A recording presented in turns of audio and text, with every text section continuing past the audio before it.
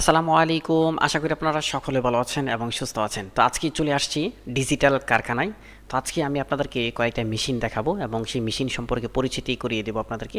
এই মুহূর্তে আপনারা যে মেশিনটা দেখতে পাচ্ছেন এটি হচ্ছে সেই আপনার লেমিনেশন করার জন্য ডিজিটাল মেশিন দিয়ে যে স্টিকার যে প্রিন্ট করা হয় সেই স্টিকার প্রিন্ট করার পরে লেমিনেশন করার জন্য এই মেশিনটা আমাদের ব্যবহার করতে হয়।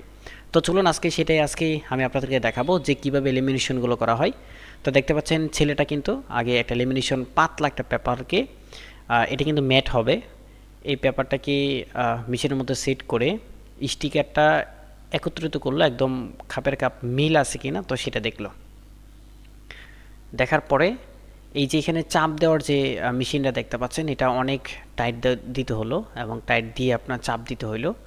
দেওয়ার পরে এখন আস্তে আস্তে নিচের যে লেমিনেশনের এটা আছে ওইটাকে আস্তে আস্তে ছুটানো হবে আর এদিক দিয়ে ঘুরানো হবে।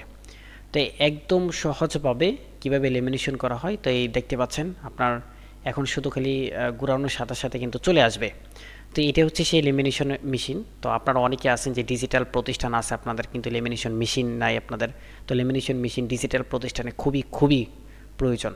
আর যারা আপনারা সম্মানিত কাস্টমার এই ভিডিওটা দেখে থাকবেন আপনাদের নিজের প্রতিষ্ঠানের জন্য ডিজিটাল প্রিন্টের জন্য স্টিকার, তারপর হচ্ছে আপনার পিভিসি ব্যানার ফেস্টুন এগুলো যখন প্রয়োজন পড়বে তখন অবশ্যই আমাদের স্ক্রিনে থাকা যে নাম্বারটি আছে অবশ্যই যোগাযোগ করবেন।